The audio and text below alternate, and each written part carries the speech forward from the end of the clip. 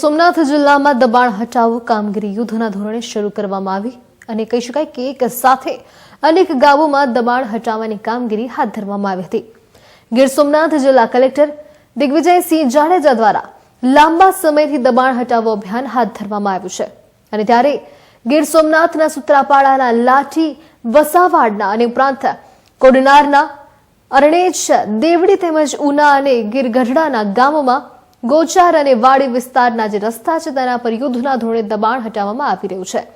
કોડીનારના પેઢાવડા અને કડવાસ ગામે જોડતા 2.5 કિલોમીટર જુનાવણી રોડ ઉપર દબાણોના કારણે ખેડૂતો અવારનવાર ફિયાઓડ કરતા હોય છે અને ત્યારે દાયકાઓ બાદ પણ ખેડૂતોની આશા પૂરી ન થાય તે માટે ખાસ કહી શકાય કે તેમને દુઃખી જોવા મળતા હતા અને ત્યારે આ રોડને હવે 16 ફૂટ પહોળો કરવાની કામગીરી હાથ ધરાઈ છે।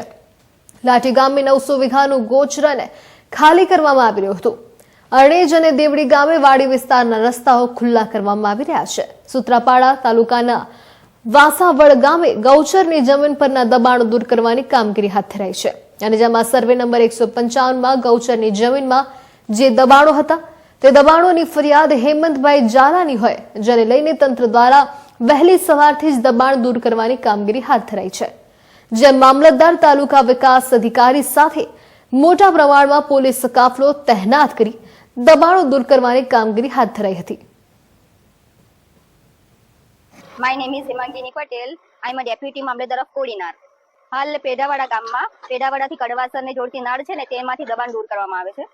16 ફૂટ પહોળી અને આશરે 2.5 કિલોમીટર જેટલી લાંબી છે। ના, ખેડૂતોને સમજૂત કરતા સમજી ગયા છે।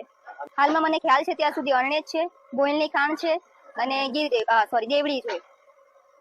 યસ, અમારા જો ગૌચર માટે અરજી આવી ને તેનું ખુલ્લું કરવામાં આવે છે। કેટલા દબાણો દૂર થઈ રહ્યા છે? હાલ એને અંદાજે હું સંખ્યા ના કહી શકું, એ મારા સાહેબને ખ્યાલ હોય છે। અમને જ્યાં મૂકે ત્યાં અમે જવાનું રહે છે। ના, જ્યારે મારે એક અનુભવ કેવો છે કે હું અરણેજ ગામમાં ગઈ હતી ને તો પહેલે ખેડૂતો ઘર્ષણ કરતા કે આની સાઈડ ઓછું લીધું, આની સાઈડ વધારે લીધું। પછી મેં એક નક્કી કર્યું કે મારે મેજર ટેપ રાખ્યું ને મિડલ સેન્ટર લીધું। સેન્ટરમાંથી લઈ એટલે કોઈને અન્યાય થતો નથી। પછી જ્યારે આવ્યું ને ત્યારે બધા જ ખેડૂતો ખુશ હતા। માટે જ આ કરીએ છીએ ભાઈ। જ્યારે હું અહીંયા આવી ને તો એક ભાઈ મને કીધું કે મારે ઘઉં કરવા હતા મારા ખેતરમાં, તો એ કે મારે ધાણા કરવા પડ્યા એટલા માટે કે ત્યાં મશીન નથી જઈ શકતું ને મશીન ધારો કે આગળના ખેતરમાં રસ્તો હોય તો એના ઘઉં નીકળે પછી જ બીજા ખેડૂતના ઘઉં નીકળી શકે છે। આ ટ્રેજેડી છે અહીંયાની ને ખરેખર આ વસ્તુ જ્યારે થઈ જશે ને ખુલ્લો તો આ મોટી પ્રશ્ન હલ થશે ને I am really happy for this work, part of this work. મારું નામ યોગેશભાઈ ચાવડા, તાલુકા પંચાયત સુત્રાપાડાથી હું મદદનીશ તાલુકા વિકાસ અધિકારી તરીકે ફરજ બજાવું છું।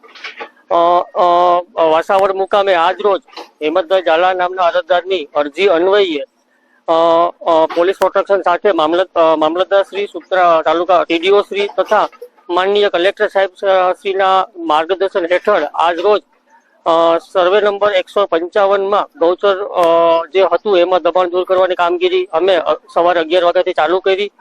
જેમાં મોટા ભાગે તો બાવળ કટિંગ એવું બધું હતું।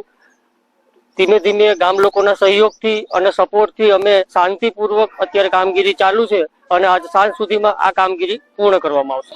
એવું હજી સુધી તો કશું મળ્યું નથી। શાંતિપૂર્વક ગામના સપોર્ટથી સરપંચશ્રી હાજર છે, તલાટી કમ મંત્રી, તમામ ગામના આગેવાનો પણ હાજર છે। શાંતિપૂર્વક અત્યારે કામગીરી ચાલુ છે।